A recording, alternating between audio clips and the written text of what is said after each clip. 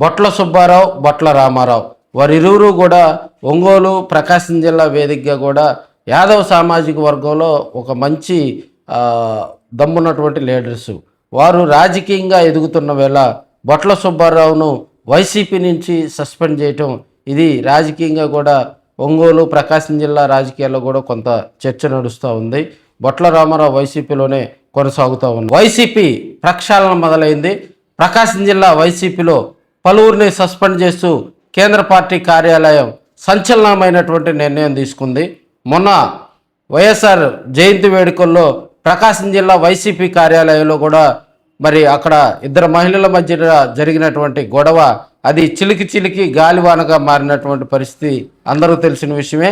అది social media వేదికగా కూడా రాష్ట్రం మొత్తం సంచలనమైనటువంటి పరిస్థితి. రాష్ట్ర వ్యాప్తంగా వైఎస్ఆర్ జయంతి వేడుకల్లో అందరూ బిజీగా గడుపుతున్న వేళ మరి ఒంగోలులో జరిగినటువంటి గొడవ అది చిలికి ఒకరికొకరికి కూడా అది అనేక ఇబ్బందులు సృష్టించిందని కూడా మనం తెలియజేసుకోవచ్చు. రాజకీయంగా ప్రకాశం జిల్లా వైసీపీ అధ్యక్షులుగా బూచేపల్లి శివప్రసాద్ రెడ్డి బాధ్యతలు చేపట్టిన దగ్గర నుంచి ఇలాంటి గొడవలు ఎప్పుడూ జరగలేదు. వైఎస్ఆర్ జయంతి వేడుకల్లో జరగటంతో ఒకసారిగా జిల్లా పార్టీ అదేవిధంగా ఒంగోలు వైఎస్ఆర్సీపీ సమన్వయకర్తగా ఉన్నటువంటి చుండూరు బాబు బాధ్యతలు చేపట్టినా కూడా మరి అప్పటి నుంచి ఇలాంటి గొడవలు జరిగినటువంటి సందర్భాలు లేవు.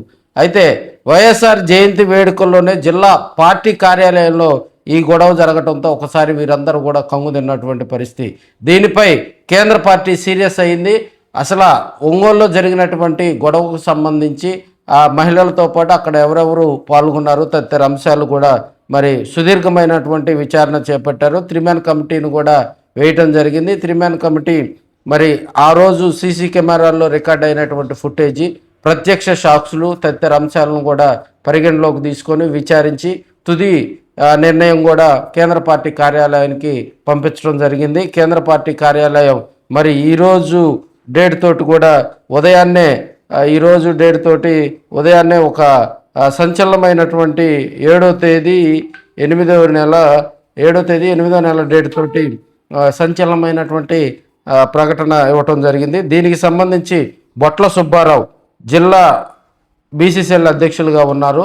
ఆయన ప్రస్తుతం యాక్టివ్గా వైసీపీలో ఉంటున్న వేళ ఇది కొంత ఆయనకు రాజకీయంగా కూడా ఇబ్బందికర పరిస్థితి అని కూడా మనం చెప్పుకోవచ్చు. అదేవిధంగా గోనల మేరీ ఈమె రాష్ట్ర వాలంటీర్ల విభాగం కార్యదర్శిగా కూడా ఉన్నారు.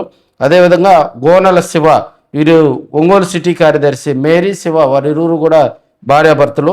పేరం ప్రసన్న ఒంగోలు నియోజకవర్గ ఎస్టీ విభాగం అధ్యక్షురాలుగా కూడా ఆమె ఎస్టీ విభాగానికి సంబంధించి అధ్యక్షురాలుగా ఉన్నారు. అనేక కార్యక్రమాల్లో కూడా చురుగ్గా పాల్గొనేటువంటివి మహిళగా కూడా పేరుంది. అదేవిధంగా మెట్టెల వెంకటేష్ వెంకు అంటారు, సిటీ విద్యార్థి విభాగం అధ్యక్షుడు, ఆయన కూడా సస్పెండ్ చేయటం జరిగింది. కటారి సాయి ఒంగోలు సిటీ 6వ డివిజన్ అధ్యక్షులుగా కూడా ఆయన కొనసాగుతూ ఉన్నారు. వారిరువురిని కూడా సస్పెండ్ చేస్తూ మరి కేంద్ర పార్టీ కార్యాలయం ఉత్తర్వులు ఇవ్వటం ఇది రాజకీయంగా కూడా చర్చ నడుస్తుంది. వైసీపీలో సస్పెండ్లు అయితే ఒంగోలు ప్రకాశం జిల్లాలో కూడా మరి ఇది చర్చనీయాంశంగా మారింది. రాజకీయంగా కనుక మనం చూసినట్లయితే ఇది ప్రక్షాళన. ఎందుకంటే పార్టీకి సంబంధించి వారు ప్రెస్ నోట్లో కూడా తాడేపల్లిగూడెం నుంచి ఇచ్చినటువంటి ప్రెస్ నోట్లో కూడా పార్టీ వ్యతిరేక కార్యకలాపాలకు పాల్పడినట్లు అని వారు దానికి సంబంధించి కూడా ఆ ప్రెస్ నోట్లో పెట్టడం జరిగింది. ప్రకాశం జిల్లాలో మరి వైసీపీ కొంత దూకుడుగా వెళ్తున్న వేళ రేపు స్థానిక సంస్థల ఎన్నికలు రాబోతూ ఉన్నాయి. ఈ స్థానిక సంస్థల ఎన్నికలకు సంబంధించి మరి మున్సిపాలిటీలు అదేవిధంగా local body sarpanch, MPTC, ZPTC ఎన్నికలకు సంబంధించి మరి వైసీపీ ముందుకు వెళ్ళే క్రమంలో ఈ సస్పెండ్లు రాజకీయంగా పార్టీకి ఏమైనా ఇబ్బందులు వస్తాయా అనే కోణంలో కూడా రాజకీయ విశ్లేషకులు చర్చిస్తున్నటువంటి అంశం.